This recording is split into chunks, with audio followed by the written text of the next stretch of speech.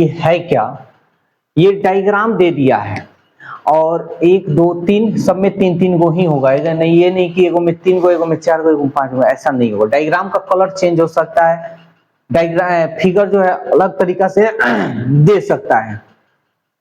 तो इसमें क्या होता है, कहता है कि 3 गो कोई शब्द दे देता है और तीनों शब्द में रिलेशन बताना होता है।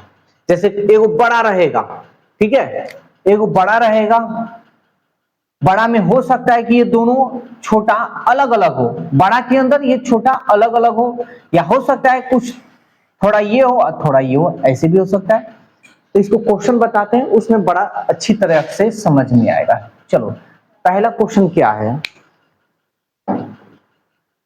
कह रहा है कि निम्नलिखित आकृतियों में से कौन सी आकृति रंग, कपड़ा, व्यापारी अर्थ को सूचित करता है। अच्छा, पहला है रंग, कपड़ा, व्यापारी, ठीक है। अच्छा, हम रंग का भी, व्यापारी मतलब बिजनेस, रंग का भी बिजनेस कर सकते हैं, व्यापारी का भी बिजनेस कर सकते हैं। तो पूरा व्यापारी में रंग कपड़ा हो सकता है ना,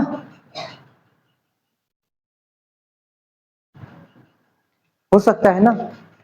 अच्छा, एक और चीज हम देख रहे हैं, रंग कपड़ा तो हो सकता है, लेकिन ऐसा भी तो हो सकता है कि कुछ रंग हो, कुछ रंग हो और कुछ कपड़ा हो, क्योंकि कपड़ा में रंग होता है ना जी, हरा पीला होता है ना। तो कुछ रंग कपड़ा हो सकता है और कुछ कपड़ा रंग भी तो हो सकता है, दोनों हो सकता है।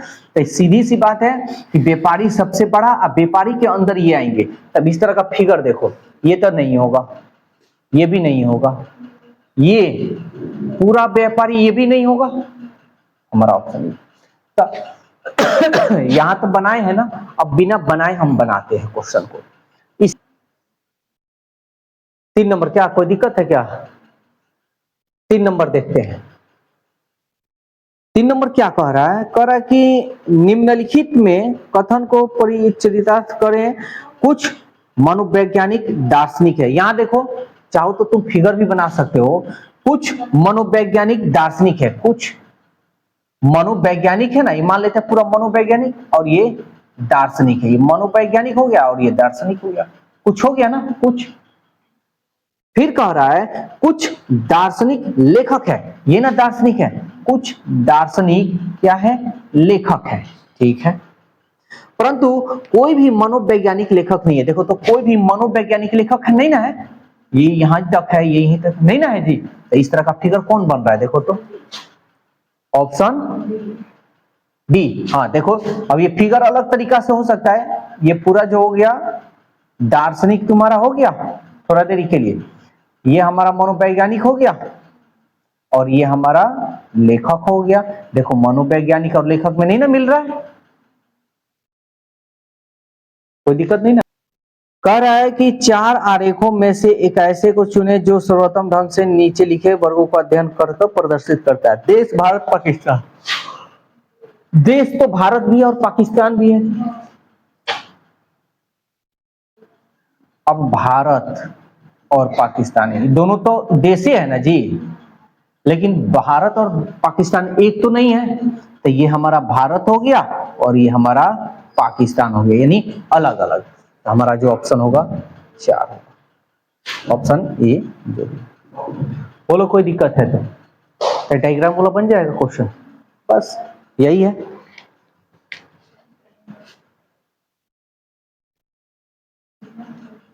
चलो अब देखते हैं क्वेश्चन 11 और 12, ये कैसे बनाना है, ध्यान से समझना जी। कह रहा है कि नीचे रेखांकित का अध्ययन करें और बताएं कि कौन सा युवक व्यवसाय करता है लेकिन शिक्षित नहीं है। ध्यान से समझना जी। कह रहा है व्यवसाय, युवक है, युवक है, युवक व्यवसाय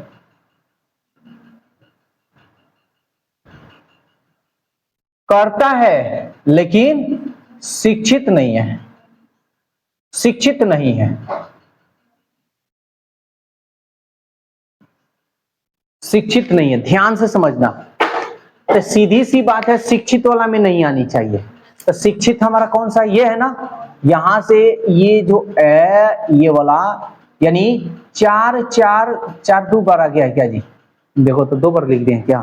अच्छा 2 ही बार दिया है, कोई बात नहीं, कुछ इधर उधर हुआ होगा, हमको इससे कोई लेना। ये देखो, यानी शिक्षित वाला में जितना अंक है ये तो कभी आंसर नहीं हो सकता है। 4 4 7 6 कभी आंसर नहीं होगा। 4 6 7 ये कभी हमारा आंसर नहीं होगा। होगा तो कौन होगा? 1 होगा, 2 होगा, 3 होगा। लेकिन सवाल कह रहा है युवक होनी चाहिए, युवक होनी चाहिए, लेकिन व्यवसाय करनी चाहिए। तो कहां है? देखो तो व्यवसाय में कहां है? यानी कहने का सीधी सीधी बात यह है कि कोई ऐसा, यानी जो अंक दिया है वो व्यवसाय में भी हो और युवक में भी हो, दोनों में होना चाहिए। तो अगर हम 3 लेंगे, व्यवसाय में, युवक में कहां है? तो ये हमारा नहीं होगा। 1 लेंगे तो युवक तो है लेकिन व्यवसाय में नहीं, ये भी नहीं। अब 2 देख रहे हैं, 2 जो है इसमें तो है नहीं, तो ये जो है व्यवसाय में भी है ना जी, और ये हमारा युवक में भी है। तो ऑप्शन हमारा यानी क्या होगा? आंसर 2। 12 नंबर क्वेश्चन, ये क्या कह रहा है? कह रहा है कि कौन सा अंक महिला शिक्षिका और चिकित्सा दोनों को इंगित करती है? यानी महिला जो है, महिला शिक्षिका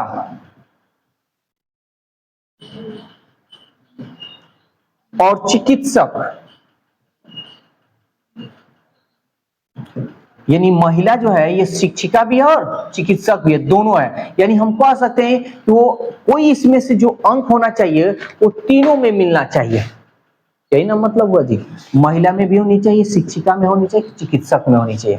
तो देखते हैं, जो पहले अलग है उसको हटा सकते हैं। तो देखो ये वाला फिगर में ये सब अलग अलग है ना, 1 अलग है, 2 अलग है, 7 अलग है, ये दोनों नहीं होगा। 3 4 6 5 में से कोई हुआ, ये 3 देखते हैं। तो 3 जो है इस फिगर में तो है लेकिन ये वाला फिगर में नहीं है, 3 भी नहीं होगा। अब 4 6 चेक करते हैं। 4 जो है इसमें गोल वाला में भी है, त्रिभुज वाला में भी है और इस वाला में भी है, तीनों में है ना जी। तो हमारा जो ऑप्शन होगा यानी आंसर जो होगा कौन सा होगा? 4। आसान होता है, भारी नहीं होता, लेकिन ये क्वेश्चन यानी टेढ़ कभी कभी हो जाता है। चलो इसको नोट कर लो।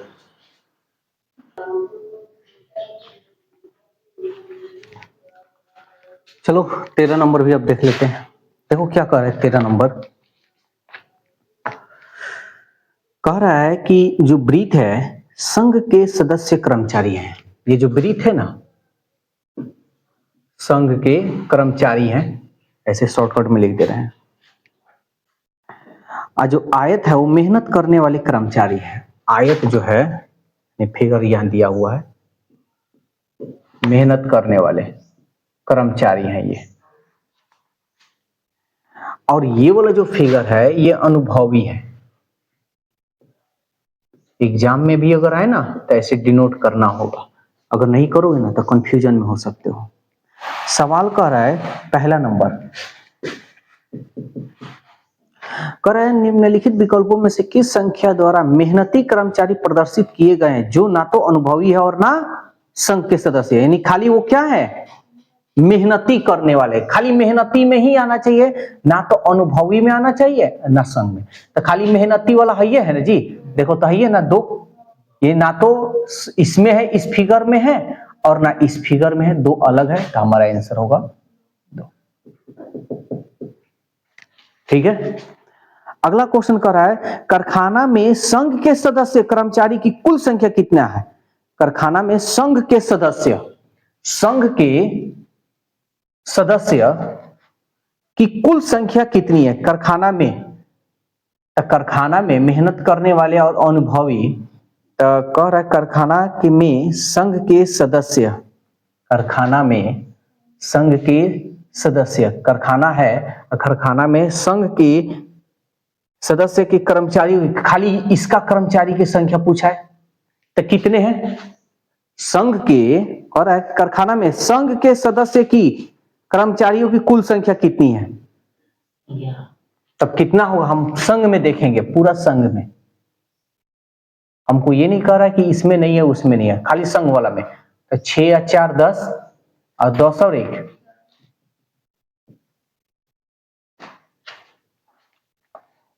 क्वेश्चन नंबर 3 कह रहा है संख्या 3 क्या निरूपित करता है?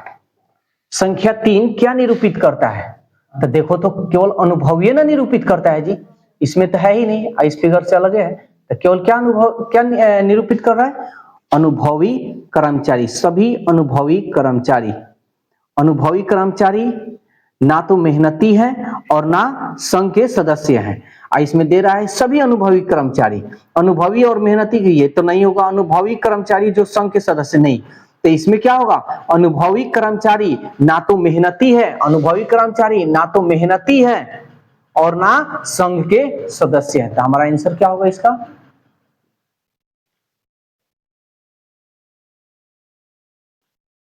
क्वेश्चन नंबर 14 ये क्या कह रहा है? कह रहा है कि आयत पुरुष को, आयत जो है ना ये पुरुष निरूपित करता है। त्रिभुज नौकरी, ये जो है नौकरी। और वृत्त इंजीनियर, ये जो है इंजीनियर।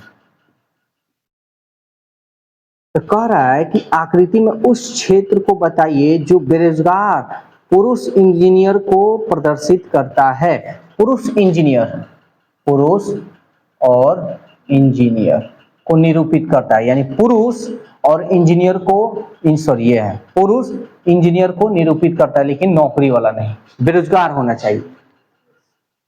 उस क्षेत्र को बताइए जो बेरोजगार पुरुष इंजीनियरिंग को प्रदर्शित करता है। ठीक है, आयत पुरुष को, त्रिभुज नौकरी पेशा को, वृत्त इंजीनियर को प्रदर्शित करता है। ठीक है, तो हमको इसमें यहाँ 4 छूट गया है और वृत्त में 3 छूटा है। ठीक है, तो चलो देखते हैं। कह रहा है कि पुरुष और इंजीनियर हो, पुरुष भी होना चाहिए और इंजीनियर। देखो तो अभी तक खाली पुरुष है ना जी, इंजीनियर नहीं। ये जो है पुरुष भी है, पुरुष में आ रहा है ना, और ये इंजीनियर भी है, लेकिन इसमें नहीं ना आ रहा है जी। तो हमारा आंसर क्या होगा? तो बन जाएगा इस टाइप का क्वेश्चन बस।